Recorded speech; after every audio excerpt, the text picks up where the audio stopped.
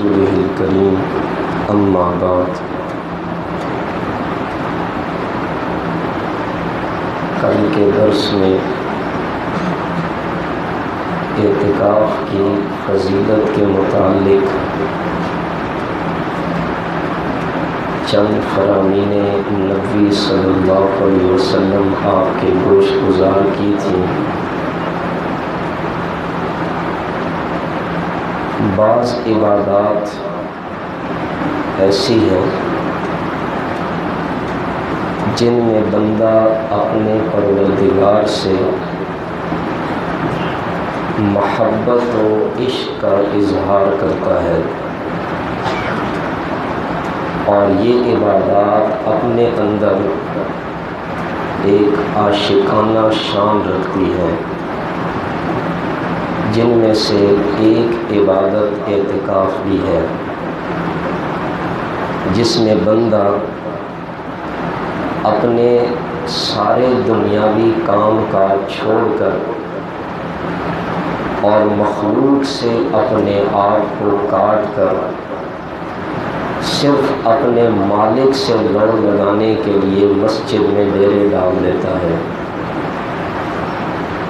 اور گویا وہ زبان حال سے کہہ رہا ہوتا ہے کہ یا اللہ جب تک آپ میری مغفرت نہیں فرمائیں گے تب تک میں تیرا در چھوڑ کر نہیں جاؤں گا۔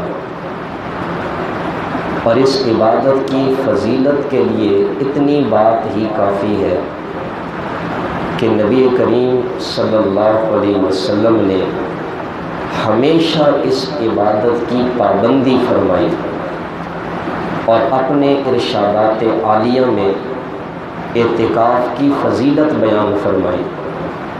چنانچہ حضرت حسین ابن علی رضی اللہ عنہ سے روایت ہے کہ رسول اللہ صلی اللہ علیہ وسلم نے ارشاد فرمایا کہ جس شخص نے رمضان کے 10 دن میں اعتکاف فرمایا تو اس کا یہ عمل 2 حج اور 2 عمروں جیسا ہوگا۔ ہم میں سے کون سا مسلمان ایسا ہے جس کی یہ دلی تمنا نہ ہو کہ اللہ مجھے حج جیسی عظیم عبادت نصیب فرمائے۔ جس بندے نے اخلاص کے ساتھ تمام شرائط کی پابندی کرتے ہوئے اعتکاف جیسی عبادت ادا کر لی، اللہ اسے 2 حج اور عمروں کے عمل کا اجر و ثواب عطا فرمائے گا۔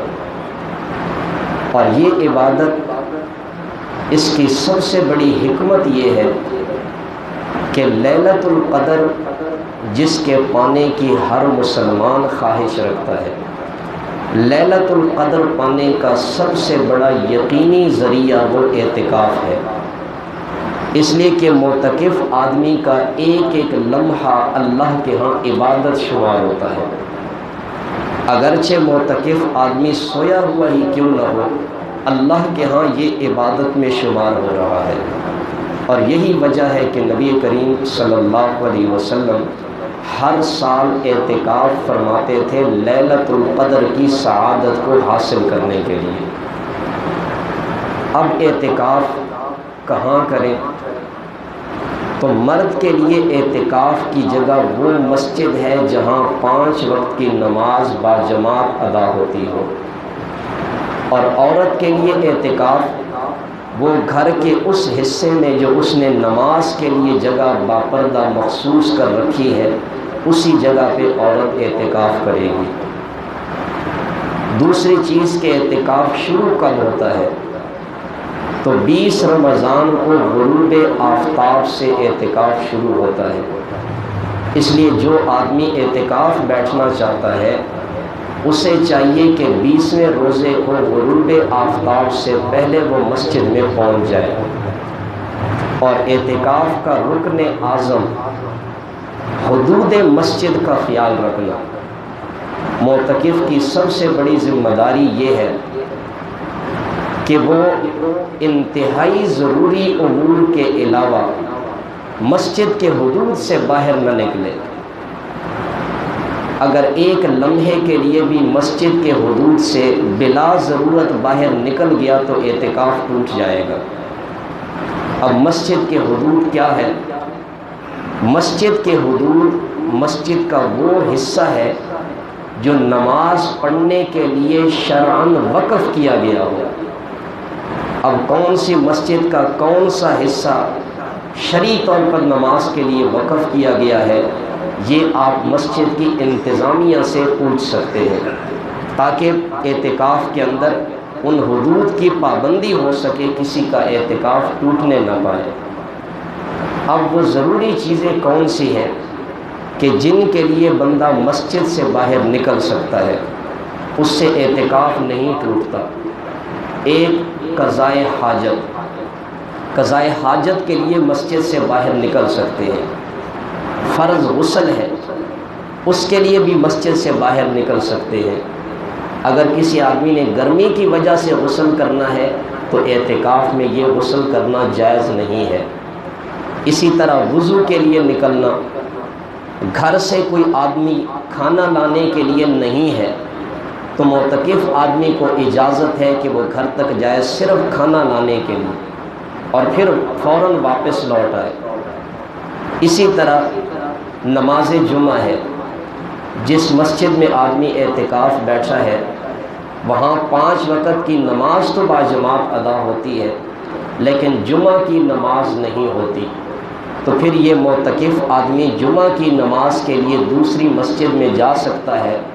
شرط یہ ہے کہ ایسے وقت میں نکلے کہ وہاں سنتیں ادا کر سکے، اور پھر جمعہ کی نماز پڑھنے کے بعد سنتیں ادا کر کے فوراً اس مسجد کی طرف لوٹ آئے۔ تو یہ چند ضروری چیزیں ہیں کہ جن کے لیے بندہ مسجد سے باہر نکل سکتا ہے۔ اس کے علاوہ اگر کوئی بندہ مسجد سے باہر نکلے گا تو اس کا اعتکاف ٹوٹ جائے گا۔ اور اب اعتکاف کے اندر کون سی عبادت کرنی چاہیے؟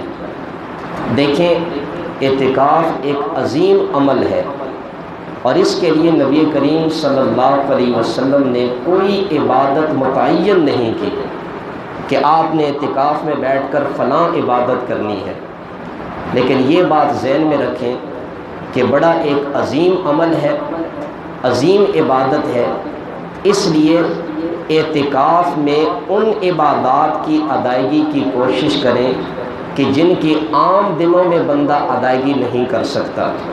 عموماً مثلاً تہجد کی نماز ہے، ہم میں سے بہت کم لوگ ہوں گے جن کو تہجد کی نماز پڑھنے کی توفیق ہوتی ہو۔ صحابہ کرام سے تو تہجد کی نماز کبھی چھوٹتی نہیں تھی۔ اب جب اعتکاف والی عظیم عبادت اللہ نے نصیب فرما دی تو اس میں تہجد پڑھنے کی عادت بنائیں۔ جب یہ 10 دن مستقل تہجد کی نماز پڑھیں گے، عادت بن جائے گی، اللہ تعالیٰ پھر پورا سال اس عبادت کی ادائیگی کی توفیق دیں گے۔ اسی طرح صلاۃ التسبیح ہے، جس کی حدیث میں بڑی فضیلت آئی ہے۔ آپ علیہ السلام نے اپنے چچا حضرت عباس رضی اللہ تعالیٰ عنہ کو صلاۃ التسبیح پڑھنے کا حکم دیا کہ آپ دن میں 1 مرتبہ صلاۃ التسبیح پڑھا کریں۔ اگر یہ نہ ہو سکے تو پھر ہفتے میں 1 بار پڑھا کریں، اور اگر یہ بھی نہ ہو سکے تو پھر مہینے میں 1 مرتبہ پڑھا کریں، یہ بھی نہ ہو سکے تو سال میں 1 مرتبہ پڑھ لیا کریں۔